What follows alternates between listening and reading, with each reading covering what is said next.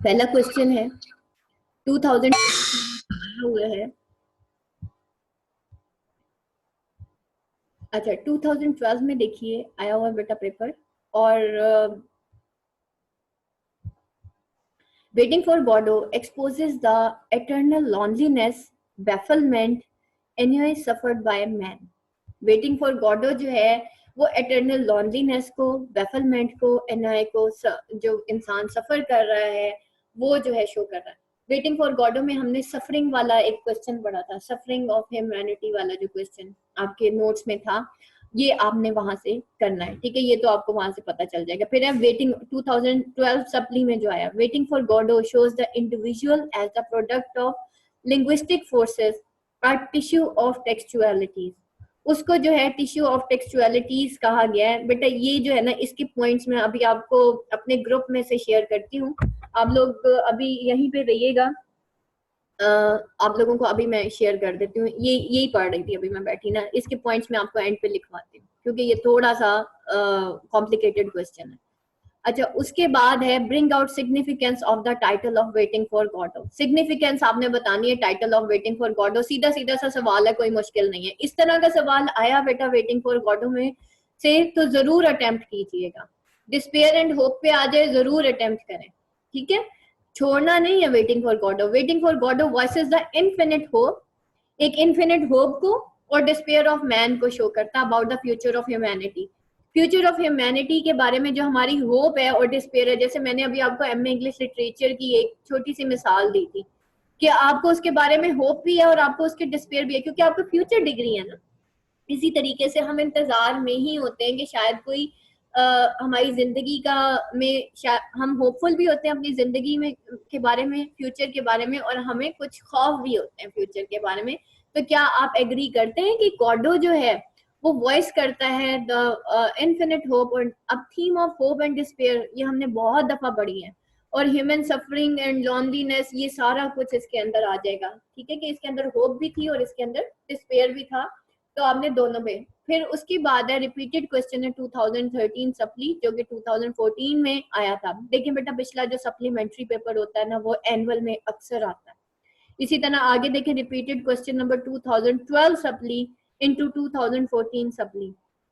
आप लोगों को लास्ट ईयर जब मैंने ग्रैंड टेस्ट दिए थे क्या किया था, सप्ली के भी मैंने आप लोगों को तैयार करवाए थे 2016 ऑनवर्ड्स, और साथ ही मैंने आप लोगों को जो है एनुअल भी तैयार करवाए थे। मैंने आपको 6 से 7 पेपर पिछले तैयार करवाए थे और उसी में से पेपर बन किया था। अच्छा उसके बाद discuss waiting for Godot, it is a representative of 20th century issue of anxiety and despair. अब इसमें देखें कीवर्ड्स क्या क्या है। Number 1 waiting for Godot, number 2 representative of 20th century. अब पहले आपने बताना है वेटिंग फॉर गॉडो जो है वो 20th century issues of anxiety और डिस्पेयर को शो करता है। पहली बात तो हमेशा एक चीज याद रखें, वो जो आप बीए में करते थे ना कि जी पहले जो है राइटर जो है उसका इंट्रोडक्शन लिखना है, उसकी फिर बियोग्राफी लिखनी है, फिर वेटिंग फॉर गॉडो के बारे में थोड़ी सी समरी देनी है, फिर क्वेश्चन में आ जाना है। ये जो वे है ऑफ राइटिंग ये आपके मास्टर्स में नहीं चलता। That is a very wrong way of writing. Masters level पे आके आपको ये क्वेश्चन पढ़ना है, ये जो आपको सामने शो हो रहा है, ठीक है, और उसके बाद जो है आपको देखना है इसके की पॉइंट्स क्या हैं। अब यहाँ पे देखें क्या क्या की पॉइंट्स हैं। वेटिंग फॉर, आप एग्जामिनेशन हॉल में जाके आप अपने पेपर के अंदर वेटिंग फॉर गॉडो को अंडरलाइन करेंगे। Number 2 representative of 20th century को अंडरलाइन करेंगे। Number 3 issues of anxiety and despair को अंडरलाइन करेंगे। 3 सेक्शंस में डिवाइड हो गया पूरा क्वेश्चन। अब देखें इसका मेन की पॉइंट क्या है, representative of 20th century issue, ठीक है। पहले तो आप वेटिंग फॉर गॉडो के बारे में बताएंगे कि वेटिंग फॉर गॉडो है क्या और राइटर ने इसके बारे में क्या लिखा है और रिप्रेजेंट उसने किया है वेटिंग फॉर गॉडो के, उसमें उसने 20th सेंचुरी इशू। अब आप बताएंगे कि 20th सेंचुरी थी क्या, उसके क्या इश्यूज थे। वो पोस्ट वॉर, मैंने आपको बताया था सेकेंड वर्ल्ड वॉर के बाद की जो एंजाइटीज थे और जो डिस्पेयर थे वो वेटिंग फॉर गॉडो में दिखाए गए थे। और 20th सेंचुरी के अंदर जो मैन था वो क्योंकि वो फेथलेस मैन था, उसके अंदर निहिलिज्म आ चुकी थी, नो गॉड कंसेप्ट आ चुका था। जब उसका फेथ चला गया तो वो एंजाइटी और डिस्पेयर में चला गया, ठीक है। और ये एनजाइटी और ये despair that leads to a confusion. ये एक मॉडर्न मैन का डिलेमा है कि वो जो है हमेशा अपने फ्यूचर के बारे में, जैसे मैं आज भी यही कहती हूँ कि आज हम बहुत ज्यादा पढ़ गए हैं, हमें डिग्रीज की जरूरत नहीं है। पाकिस्तान का स्टूडेंट ऑलरेडी बड़ा इंटेलिजेंट है। दुनिया का जो सबसे टफ एग्जामिनेशन सिस्टम है ना, वो पाकिस्तान का है। मेरे पास बाहर से स्टूडेंट आते हैं, वो पाकिस्तान के एग्जामिनेशन सिस्टम पे पेपर ही नहीं दे पाते। ये पाकिस्तान का स्टूडेंट है इतना जीनियस, जो इतना टफ एग्जामिनेशन सिस्टम के ऊपर पेपर देता है। तो पाकिस्तान के स्टूडेंट्स को या इस वक्त इस पूरी दुनिया में कोई इल्म की कमी नहीं है, लेकिन राइट डायरेक्शन नहीं है। और जब आप होपलेस हो जाते हैं, आप एंग्जाइटी में होते हैं, आपका फेथ चला जाता है, आपकी होप्स चली जाती हैं, फिर क्या होता है? इंसान अपने आप को लॉनली फील करता है। उसको ऐसे लगता है जैसे मेरे इर्द गिर्द तो हैप्पीनेस तो है ही नहीं। एक दफा इंसान डिस्पेयर में गया नहीं, और ये कैफियत आती हैं, हर इंसान के ऊपर आती है। नॉट ओनली हम वेटिंग फॉर गॉड में देखते हैं, दैट इज द लाइफ। आप हर इंसान जो बाईमान भी होगा ना, उसके ऊपर भी ये कैफियत आती है। कभी कभी लगता है ना, बिल्कुल होपलेस हो जाते हैं हम, ऐसे लगता है जैसे कुछ होगा ही नहीं मुझसे, इस दफा तो हो ही नहीं सकता। तो ये कैफियत आती हैं, और that is the issue of 20th century. क्यों? क्योंकि हमारे पास अब अपॉर्चुनिटीज इतनी ज्यादा हो गई हैं, हमें समझ नहीं आता हम कौन सी वाली अपॉर्चुनिटी जो है अवेल करें। ठीक है। और फाइनली हमें ये भी डर लगता है कहीं गलत चॉइस के ऊपर हाथ ना रख दें। डर लगता है ना, कहीं मुझसे ये फैसला, तो हम एक्चुअली अपना फैसला करने में भी बहुत देर लगा देते हैं।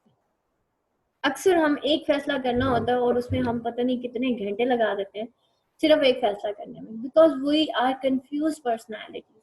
ठीक है। तो वेटिंग फॉर गॉड कैसे रिप्रेजेंट करती है? वो 20th सेंचुरी मैन के डिलेमा को, उसके इश्यूज ऑफ एंजाइटी और डिस्पेयर को। तो आपने यहाँ पे लिखना है कि 20th सेंचुरी को किस तरह से ये वेटिंग फॉर गॉड रिप्रेजेंट करता है, 20th सेंचुरी के क्या इश्यूज थे, वर्ल्ड वॉर के बाद क्या इंसान के अंदर कौन से मतलब निहिलिस्टिक एटीट्यूड उसके अंदर देखा गया, जिसकी वजह से वो एंजाइटी और डिस्पेयर में चला गया। जैसे मैंने कहा ना, निहिलिज्म जो है वो नो गॉड कंसेप्ट है। एथीस्ट जो है वो बहुत ज्यादा हो गए थे। एथीस्ट जो है वो काफिर को कहते हैं, जो कि जो है गॉड को नहीं मानता, एथीस्ट। तो एथीज्म जो है वो बहुत आम हो गई थी उन दिनों। तो दैट्स वाई जो है, जब आपका फेथ ही नहीं रहता तो फिर फाइनली आप डिस्पेयर का शिकार हो जाते हो। उसके बाद है waiting for God is the greatest 20th century play aiming to question the religion. अभी मैं रिलीजन की बात करने लगी थी, पता। अच्छा, अब यहाँ पे देखें, वेटिंग फॉर गॉडो जो है वो 20th सेंचुरी प्ले है जो एम करता है question two question the religion. कल मैंने आपको एक लिंक शेयर किया था, waiting for Godot as a religious play. ठीक है। अच्छा, अब यहाँ पे देखें वो क्या कहता है कि 20th century play aiming to question the religion. ये 20th सेंचुरी प्ले है जो एम करता है टू क्वेश्चन द रिलीजन। देखिए, जब एक ले मैन होता है ना, उसके पास इतना नॉलेज नहीं होता। हमने व्लादिमीर को देखा, वो एक ले मैन था, एक आम आदमी था, जिसको बाइबल की कोट्स भी सही तरह याद नहीं आती।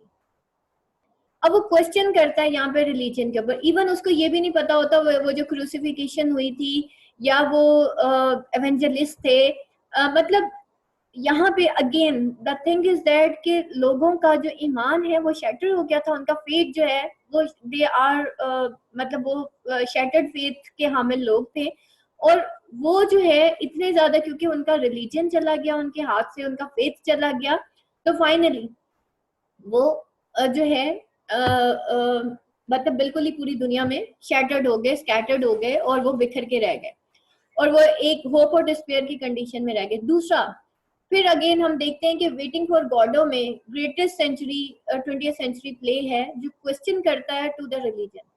अब चले, एक ले मैन है, एक आम आदमी है, हमेशा वो किसकी तरफ देखता है? वो उल्मा की तरफ देखता है, वो एवेंजलिस्ट की तरफ देखता है, वो तबलीगी जमात की तरफ देखता है। और जब उन्होंने एवेंजलिस्ट की तरफ देखा तो चारों जो एवेंजलिस्ट थे वो उनके फिरके ही डिफरेंट थे। एक कहता है कि टू थीव्स आर दिस, दूसरा कहता है टू थीव्स आर डैम, तीसरा कहता है नहीं भाई उसमें से एक बच्चा था, तीन को फांसी दे दी गई थी। तो द थिंग इज दैट कि वो जो रोल ऑफ रिलीजन है वो भी कंफ्यूज था।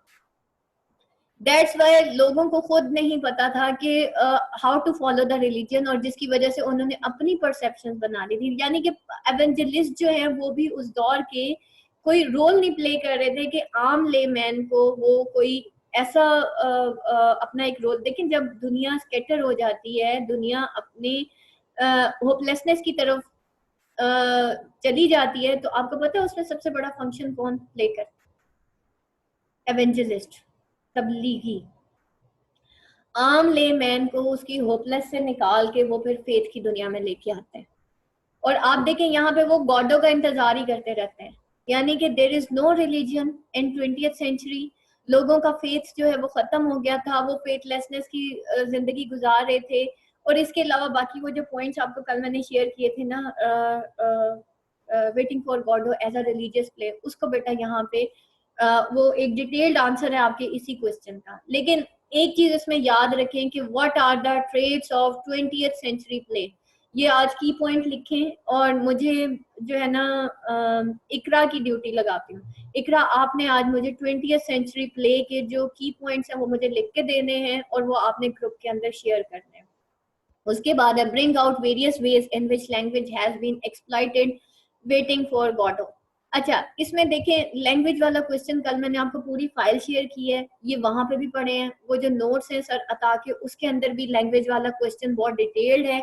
और अभी जो लैंग्वेज वाला क्वेश्चन है, अच्छा इसमें आपने क्या करना है, आपने बताना है कि लैंग्वेज को वेरियस वेज में किस तरह से एक्सप्लॉइट किया गया वेटिंग फॉर गॉडो में। एक तो इसके अंदर आप देखें डायलॉग्स बहुत शॉर्ट थे, ठीक है, बहुत शॉर्ट डायलॉग्स थे जिसके जरिए दिखाया गया कि लोगों का कम्युनिकेशन गैप है। दूसरी चीज, उसके अंदर पॉजेस दिखाए गए, यानी कि इंसान के अंदर जो है डिसीजन पावर नहीं है, उसके अंदर डिसीजन मेकिंग नहीं है। और ये जो पॉजेस हैं that is satire on the decision power, या इंसान की that is representing the lack of decision power in a man, कि वो डिसीजन नहीं कर पाता। फिर उसके बाद understanding of man in waiting for Godot.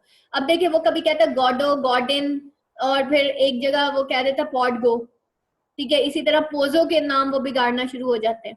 It means के न्यू मैन इतना कंफ्यूज स्टेट में है कि वो जो है, अब देखिए ये एक्सप्लॉइट हो रही है ना, लैंग्वेज एक्सप्लॉइट हो रही है। लेकिन व्हाट इज द, और वो जो टेक्सचुअलिटीज वाला क्वेश्चन अभी मैं आपको कह रही थी ना, मैं आपको एंड भी करवाती हूँ क्योंकि that is a detailed question. तो उसमें भी आप देखें कि वो टेक्सचुअलिटीज क्या है, वो टेक्स्ट ही है। और टेक्सचुअलिटी उसको क्यों कहा गया कि टेक्स्ट को कटिंग पोर्शन में आपको पेश कर दिया गया। इसी को कहा गया है कि वेटिंग फॉर गॉडो में लैंग्वेज जो है ना वो एक्सप्लॉइट हुई थी, ठीक है। इसी तरीके से आप देखें इसके अंदर कुछ ऐसे वर्ड्स यूज हुए हैं, थोड़े से वल्गर भी, वल्गर वर्ड्स हैं। अब वो वल्गैरिटी क्या शो करती है कि मॉडर्न मैन जो है वो पढ़ा लिखा तो है, लेकिन he has lost his identity, he has lost how to speak, he don't know how to speak, he has no manners, ठीक है। इसी तरीके से फिर अच्छा वहां पे आगे चले, फिर उसके बाद जो है हम आते हैं लकी के डायलॉग के ऊपर। वो जो लकी का बड़ा एक्ट 1 के अंदर वो जब उसके सर पे हैट देते हैं, उसका मास्टर उसे कहता तुम बोलो, तो वो बोलना, लेकिन वो जो बोलता है वो भी कटिंग पोजीशन में होता है, वो भी टेक्सचुअलिटी में होता है, यानी कि वो पूरा का पूरा बोल नहीं सकता। इट मीन्स कि जो मॉडर्न मैन है उसका डिलेमा ये है कि वो बड़े आराम से सफर कर रहा है जो उसके साथ हो रहा है।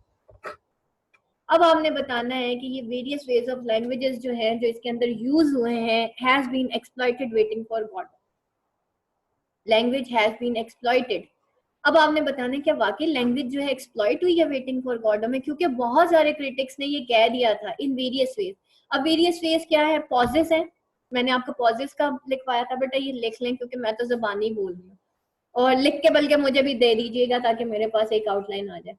पॉजेस आ गए, फिर उसके बाद जो है जो उनके डायलॉग्स थे, shortening of dialogues, incomplete dialogues, उसके बाद जो है वल्गर लैंग्वेज इज यूज्ड, उसके बाद जो है आप देखें कि कंफ्यूज लैंग्वेज इज यूज्ड, उसके बाद जो है वो स्लोगन्स, या हम कहते हैं कि भाई एक दूसरे को जो टाइटल दे रहे थे वो नामों का, वो नाम ही नहीं पहचान रहे थे, misunderstanding of the names and language of each other. फिर तीसरी चीज, लैंग्वेज के अंदर आप देखें कि पोजो सॉरी एस्ट्रागोन अगर लकी को, अब एस्ट्रागोन अगर व्लादिमीर को अपना कोई ख्वाब बताना चाहता है तो व्लादिमीर जो है उसका ख्वाब सुनना नहीं चाहता, जिसकी वजह ये लैक ऑफ कम्युनिकेशन को शो करता है। उसके बाद व्लादिमीर और एस्ट्रेगॉन दोनों जब एक चीज के ऊपर डिस्कशन करना शुरू करते हैं, यानी कि वेटिंग वो कर रहे होते हैं, तो हम एक जगह जाके देखते हैं कि वो रिलीजन के ऊपर बहस करना शुरू करते हैं, तो कितने सारे वर्ड्स वो बोल देते हैं, lots and lots of words वो बोलते हैं। तो what is that, they are just doing nothing, they are just मतलब look busy and doing nothing, और उसके अलावा क्या था, they are just wasting their time in waiting for God, और to wait for some hope, or to avoid their state of despair, they have indulged themselves in meaningless activities. ठीक है, लिख लें बेटा ये पॉइंट के to in hope of this in hope of Godot, and to avoid their despair, they have indulged themselves in useless activities. तो ये modern man का डिलेमा है सारा, जो कि यहाँ लैंग्वेज के थ्रू दिखाया गया। अब आपने बताना है कि जी ये लैंग्वेज जो एक्सप्लॉइट हुई थी, लेकिन वो क्या क्या कुछ रिप्रेजेंट करती थी। Same is the case with that textualities, लेकिन टेक्सचुअलिटीज के भी मैं आपको पहले डेफिनेशन और सारी चीज बताती हूँ। उसके बाद how does waiting for Godot treat the concept of time, waiting for Godot कैसे ट्रीट करता है कॉन्सेप्ट ऑफ टाइम को।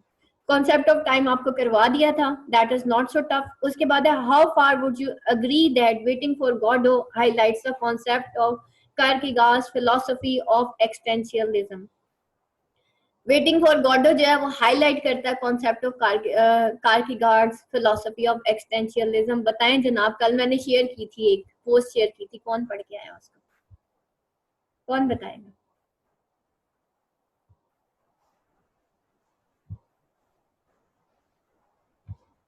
हाँ जी जनाब, बताएं बेटा, कौन बताएगा?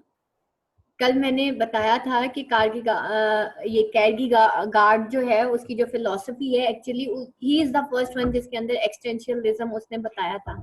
ठीक है, वो एज सच उसने कोई एक्सटेंशियलिज्म के बारे में नहीं बताया था, लेकिन उसने जो फिलोसफी बताई थी वो सारी यही थी कि मैन को इस दुनिया में काम करने के लिए या जीने के लिए अपने आप को कुछ एक्टिविटीज के अंदर इंडल्ज करना पड़ता है, और इंसान जो है वो जो करता है वही वो भुगतता है, और उसको जो है इस दुनिया में एग्जिस्ट करने के लिए अपने आप को डिफरेंट कामों के अंदर जो है वो बिजी करना है, या उसको डिफरेंट एक्टिविटीज के अंदर अपने आप को जो है इंडल्ज करना है। तो ये कीरकेगार्ड था जो जो पहला इंसान था जिसने ये फिलोसफी दी थी, और बाद के क्रिटिक्स ने, बाद के जो फिलोसफर्स ने, उन्होंने ये एक्सटेंशियलिज्म थीम जो है, एक्सटेंशियलिज्म जो है इसके ऊपर फिर इस थीम के ऊपर काम करना शुरू किया था।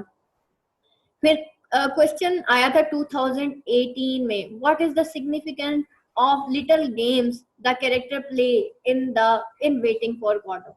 वो जो छोटी छोटी गेम्स वो खेलना शुरू कर देते हैं वेटिंग फॉर गॉडो में, उसकी सिग्निफिकेंस क्या है। सेम कि वेटिंग फॉर गॉडो में वो यही एक्सटेंशियलिज्म थीम को वो शो करता है कि जी वो अपने आप को, क्योंकि वो गॉडो का वेट कर रहे थे, तो उन्होंने अपने आप को छोटी छोटी गेम्स के अंदर इन्वॉल्व कर लिया था। कभी वो कहते थे कि जी हम जो है चलो रस्सी निकालते हैं, और उसके बाद जो है वो कहते हैं कि चलो इसके साथ हम लटक जाते हैं। हालांकि वो क्या था, उसकी जो ट्राउजर था उसकी, उसमें से वो जो है उसकी कॉर्ड जो है वो निकाल लेता है, उसका ट्राउजर नीचे गिर जाता है उसके एंकल तक, और फाइनली वो रस्सी निकाल लेता है। इसके अलावा जो छोटी छोटी गेम्स वो खेलना शुरू कर देते हैं आपस में, और गॉसिप में आपस में पड़ जाते हैं। तो वो जो है कभी वो हैट को उठाते हैं, उतारते हैं, कभी पहनना शुरू कर देते हैं। पोजो जो है, सॉरी एस्ट्रेगॉन जो है, वो बार बार जूता पहनता है, जूता उतारता है। तो what is the significance of these little games. तो ये सारी, यही जो लिटिल गेम्स, इसको वो जो छोटी छोटी एक्टिविटीज के अंदर अपने आप को इन्वॉल्व करते हैं कैरेक्टर्स। इसी तरीके से जो पोजो है, लकी है, वो पोजो क्या कहता है लकी को, कभी वो उसको गाली देता है, कभी उसको कहता है कि मतलब अपना स्टूल उठाओ, कभी वो कहता है स्टूल रख दो, कभी वो कहता है बास्केट उठाओ, बास्केट रख दो। तो ये इन लिटिल गेम्स की या इन इन जो एक्टिविटीज हैं उसकी क्या सिग्निफिकेंस है वेटिंग फॉर गॉडो में। मेरा नहीं ख्याल इसमें से कोई भी ऐसा क्वेश्चन है जो कि आप हैंडल नहीं कर सकते एग्जामिनेशन में। अब आ जाए आप लोग, जो मैं आप लोगों को बता रही थी कि हाउ टू यूज